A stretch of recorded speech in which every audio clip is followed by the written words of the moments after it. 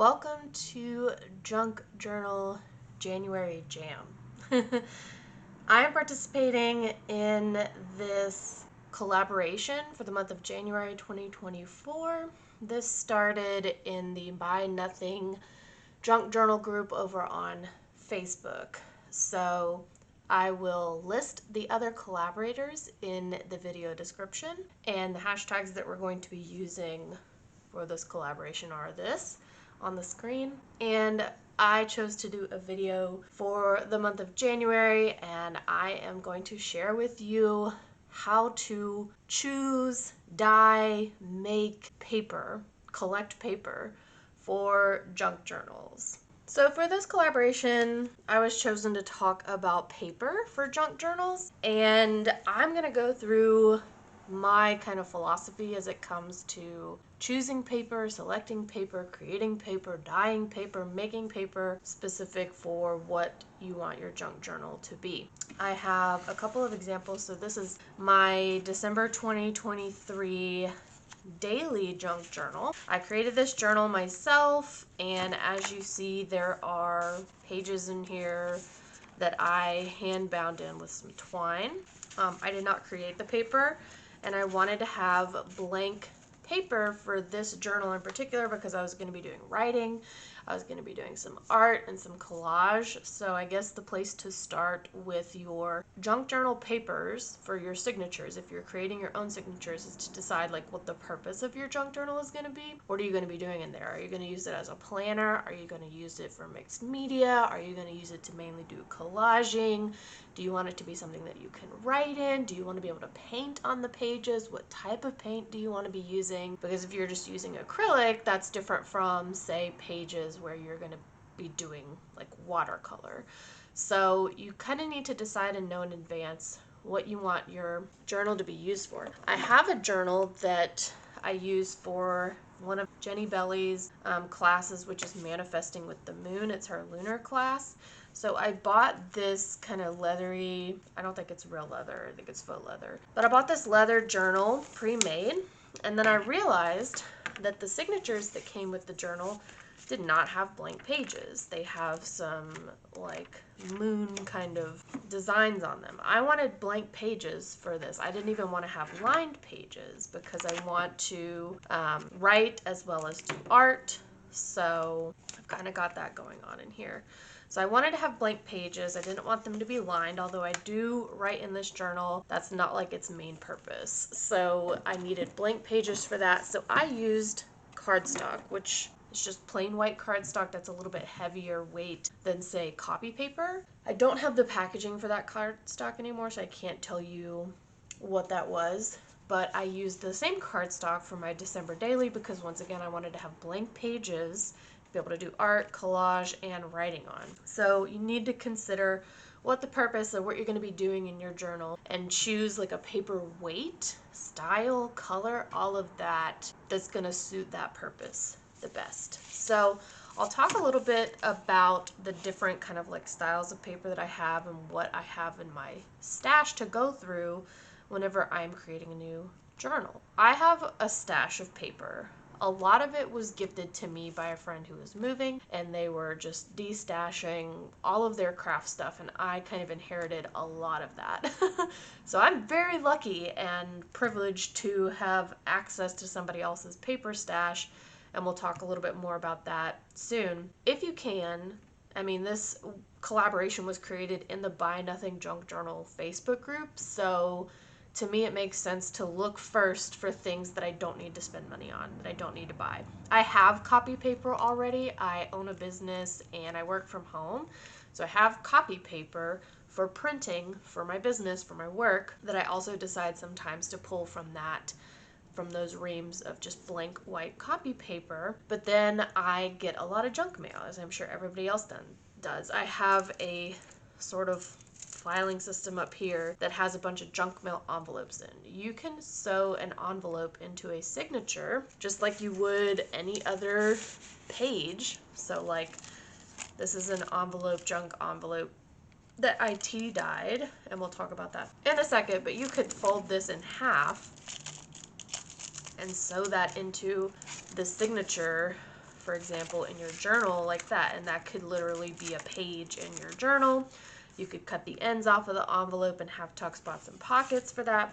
So I'm in the camp that's like, truly, I want to make junk journals. I want to make journals from junk, things that would otherwise be thrown away, that otherwise have no other use, and giving them a use or a purpose. So the first thing that you can do is find the paper scraps and things, the junk mail, the scrap paper from like things that you've printed off that don't have like confidential information on them, that you would otherwise go and, you know, shred or recycle or throw away, and you can tea dye or coffee dye the paper. So in my friend's craft supplies, they had like, I guess, done a letter paper banner or something. I don't know why, but I have a whole stack of paper with random letters printed on it. But I just went ahead and tea dyed all of them. And so you can kind of see the detail on there. You can see some of the staining. What I did was just put a bunch of tea bags, like a bunch, probably like 8 or 10, into a big container, poured hot water over it so that the tea would actually steep. You could totally cold steep the tea as well. I followed the Treasure Books video tutorial on YouTube, mostly to learn how to do the tea dyeing. Because tea and coffee are both acidic, it may start to eat through your paper after many years. So I learned from that video that because the tea and coffee are so acidic, that if you put like a spoonful of baking soda in there, it kind of neutralizes the pH of that mixture, and that will help preserve your paper and the ink on the paper. So I did put a little bit of baking soda. I've only done tea staining or tea dyeing of paper so far, but I do have like a container in my fridge of like leftover coffee in the pot that like I'm just not going to drink that day, or like extra coffee grounds, and I just keep it in like a to-go soup container that I get from like, you know, Chinese restaurants or something, and I just keep that in my fridge. So I do intend to coffee stain or coffee dye some more paper in the future, but I have plenty of it already. So you could even freeze that for later. Freeze some old tea or coffee, as long as it doesn't have any milk or dairy products in it, because those will obviously spoil. But this is what it kind of looks like, and I like tore pages out of like books, gardening books, like books that were just gonna get thrown away. As long as the pages aren't glossy, they don't have like a glossy magazine sort of finish on them, they're like paper, you can tea dye anything like that. So that's what I've done, and I just keep a stash on hand. I also obviously tea dyed a lot of like envelopes and such. I use this as kind of like a paint palette, honestly. And I tea dyed the junk mail envelopes because I think like even with the window, it just looks cool to have a junk mail envelope in my journal, like glued onto a page that acts as like a pocket basically, with a little window, but I prefer the tea-dyed look versus just the plain white paper of the envelope. And this is a paper pad. This is a 12 by 12. It had 48 sheets. There's some that have already been used in here, but I didn't buy this. This is one of the things that I like inherited from my friend. But this is 12 by 12 paper, and this is scrapbook paper. It's intended to be scrapbook paper. But once again, if you want, you can just take a page out of here. These are not double-sided, so they're only on one side. So if you were to take a page out, fold it in half, and use it in your signature, one side of it would be just plain white paper. You can get scrapbook pages that are double-sided. You can sew these pages directly into your journal as part of the signature, or you can obviously like collage and glue them down onto existing journal pages. So I have a lot of scrapbook paper, but I'm not going to go through all of it. It's just one of the options. And once again, like, I'm not telling you to go buy anything. I got those for free from a friend. So if you see people that are destashing craft supplies, check your Facebook Marketplace listings locally, see if you can get something discounted. But I prefer to find things that are free. I don't want to pay for anything because this is junk journaling. It's supposed to be junk. This is a watercolor pad. Yes, I did buy this because I wanted to start jelly printing. I do have a jelly plate. I haven't done anything with it yet, but I bought watercolor paper specifically, and this ends up being a much heavier weight, thicker paper. And it does have some texture to it on both sides. But this is something like if you were going to have a journal where some of the pages you did want to do watercolor on, you would want to bind watercolor paper into your signature. And from there, when it's actually in your signature in the journal and you want to do watercolor on it, you would need to put something under that page, you know, and insert it into your journal temporarily under the page you want to work on, and then put masking tape around the edges so that if there is buckling that does happen with like watercolor paper, when you apply water and paint to it, it'll stay, you know, flat for you to be taped down. And then even if like watercolor paper is not really supposed to bleed through, it's thicker to prevent that, but even if there is some bleeding, it's just going to be on the back of the paper. And then you put something in here, hopefully that is waterproof, that doesn't allow it to seep through and then wind up on the pages underneath. So watercolor paper is much heavier. You know, unless you can find it for free somewhere, like, you're gonna have to pay for it. So I wouldn't necessarily do an entire journal signature with just watercolor paper. I might pull 1 or 2 sheets to include with other pages in a signature, but for the most part I purchased this to be able to do jelly printing on. I mean, there are many different weights and types of paper. Watercolor is probably one of the thicker ones. This one is 140 pounds or 300 GSM, so that is pretty thick. The next thing I want to show you is making your own paper. I have watched many a YouTube tutorial and video on how to make your own paper. I tried my hand in it. All I had to purchase was a mold and decal, which I'll show you in a second. And then I didn't have a bin large enough to fit my mold and decal to be able to scoop it in there. So I had to buy a big enough bin. But other than that, like, you don't need anything to make paper. I will show you all of the different things that I use to be able to make paper. But the only thing that I had to buy really was clothespins, because I didn't have them. A mold and decal, which I got from Michael's. I got it when they were having like a huge sale for like $3, and I bought a US letter size mold and decal so that I can make bigger paper like this. And then I bought the tub, and that's all you don't even need the clothespins, but I wanted to be able to hang them up. So this is my homemade paper. This was from the first batch that I ever did. I just used all of the junk mail, essentially. I pulled out anything like junk mail envelopes that have like the plastic window in them, because I didn't want the plastic to be in there. But otherwise, like, you can just use any paper. If you want to segment it and separate by color, you can do that so that you wind up with a particular color of paper. But the first time I did it, I just did everything. So it turned out into this kind of like gray, and it has like, there was a dark green envelope in there, so it ended up with these like really pretty green speckles throughout, and it feels so cool. Like, it feels like clothing almost. And the way the texture ends up depends on how you dry the paper. And I did not iron the paper after it dried. I just stacked my homemade paper, and then I put a super heavy book that went all the way outside of the edges of the stack of paper. I put a super heavy book. I put like a kettlebell weight on top of that to press it flat, but you could iron it. You can iron paper, of course. This is something that you can, I'll show you. This is a gel ink pen, so you can write on it.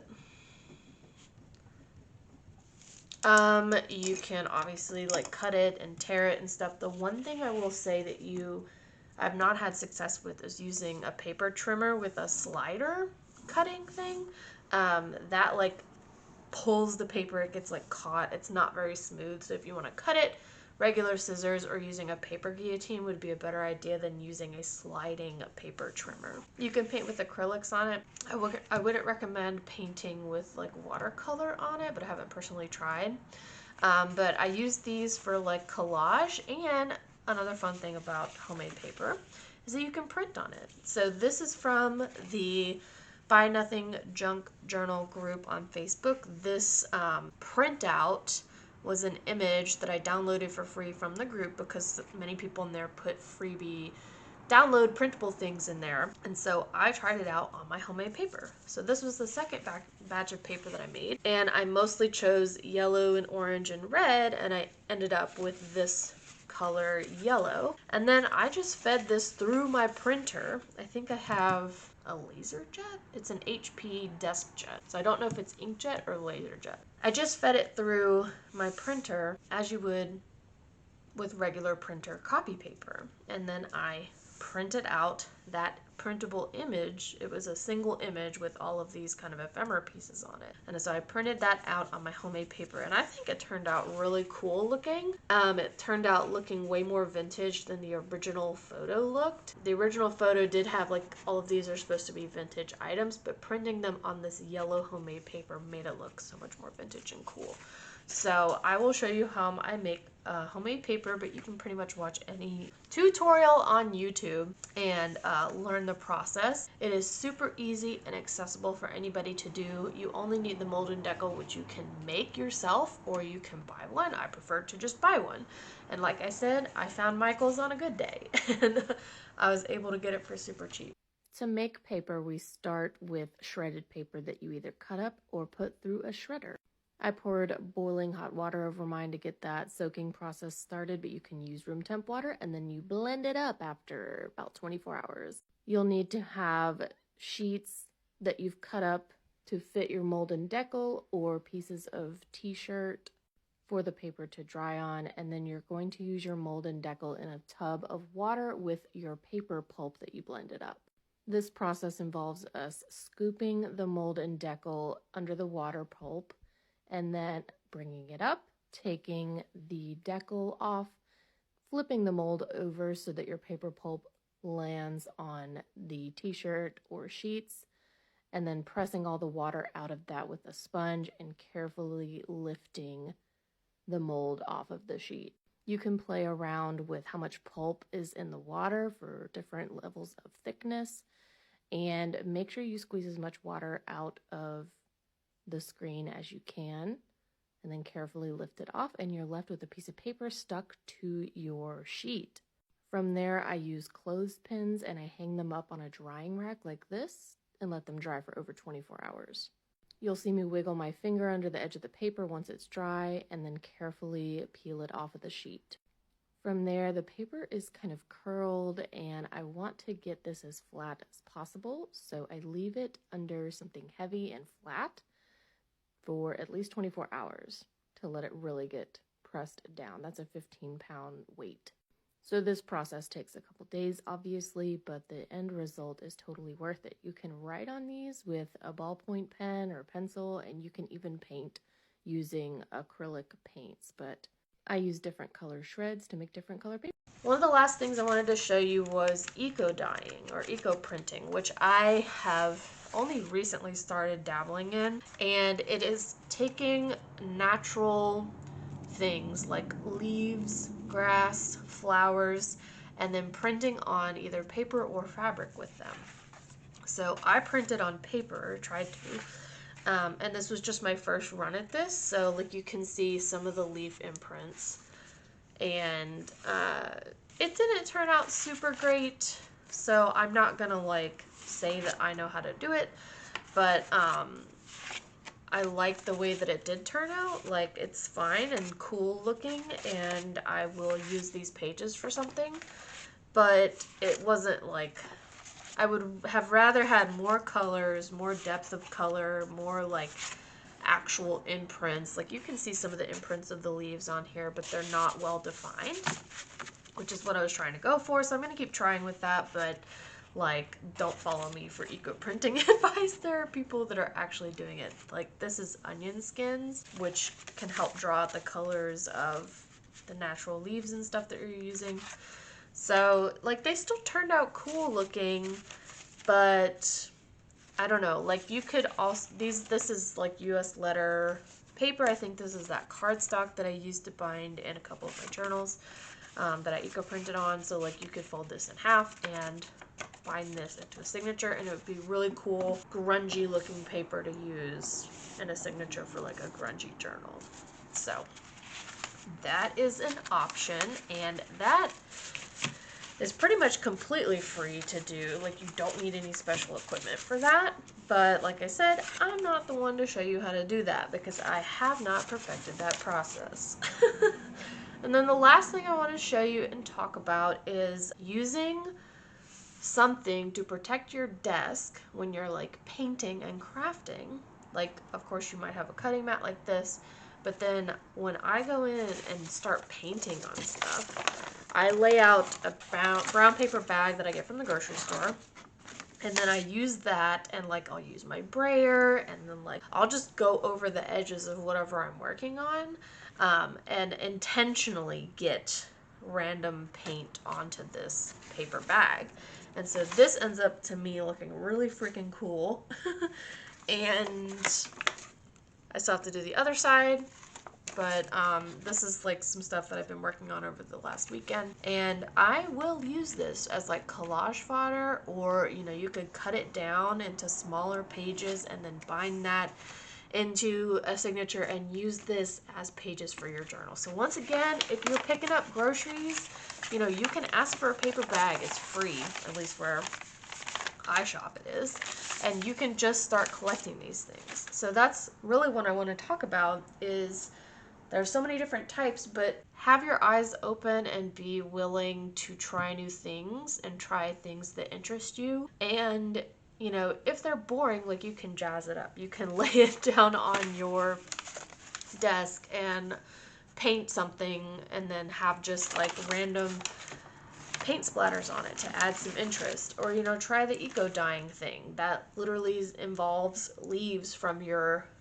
any outdoor space that you're like allowed to take, you know, dead leaves from the ground. Find things that maybe don't make a lot of sense or like somebody wouldn't pay for, but like that's the point, is finding things that were going to be recycled or thrown away and giving them new purpose in our journals. So I have like a box of mostly cardboard recycling things, packaging that I keep, and you can use cardboard, cereal boxes, things like that as pages in a signature. You can bind that in with like regular paper. So one of the things that I am working through with a Jenny Belly tutorial right now is building a true junk journal. And these are the pages that are going in the journal, essentially. This is, I think this was a frozen waffles packaging. And, you know, I just pulled it out of the recycling, and then I've created like a page for a journal out of it. So you can use anything, like it technically doesn't even have to be paper. And I'll kind of show more about this over on my social medias. I have some posts and videos about this already, so you can check that out if you want to, but all of this is recycled cardboard in here. So, you know, when it comes to junk journaling, like anything goes, right? And I like to, you know, take the challenge of things that most people would throw away, or challenge myself to not spend money on anything and find ways to create art and create journals out of that kind of stuff. So to me, that challenge is super fun and I really enjoy it. Thanks so much to the organizers of this collaboration. If you're not already, you can go join the Buy Nothing Junk Journal group over on Facebook. It is free. It is open to everybody. There's lots of cool ideas in there. There's lots of people sharing their makes. You can get inspiration from it. And people share things that are like, oh, I found this discount at Michael's or Joann's or something. I personally don't even like to see people sharing things that are discounted there, because like you're still buying something. Unless it is 100% discounted, I'm not interested in that. I'm in that group for inspiration for things that I don't need to pay for, that I can use, that I already have to create with. So thanks again to the organizers for putting this kind of collaboration together. I'm so glad that I signed up to participate, because it's been fun thinking of ideas and how I want to approach sharing with you how to find and stash and use paper for your junk journals. So if you haven't already, get started on a stash today. It is so much easier than you think it is if you just get a little curious and creative with looking around your home for things that you already have, or give it a week and see how much junk mail comes into your house, or how many, you know, grocery store weekly ad spreads come in, or catalogs, things like that. Like, save all of that with the intention of finding a purpose for it before it has to go in the trash or the recycling. So I want to encourage you to build a stash, but, you know, don't let it get too out of hand. Still keep it organized, or it will take over your entire life. But making small changes in your routine currently, like choosing paper bags over plastic at the grocery store, saving some junk mail, saving weekly ads from the stores, catalogs, things like that.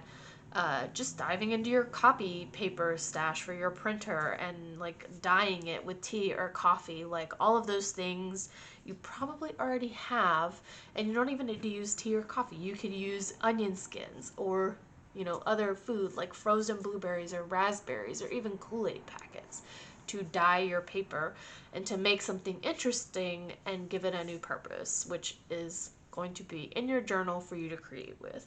Thanks so much for watching. If you have not already, please subscribe and like this video. Leave me a comment and tell me your favorite way to get free paper and signatures together for your junk journals.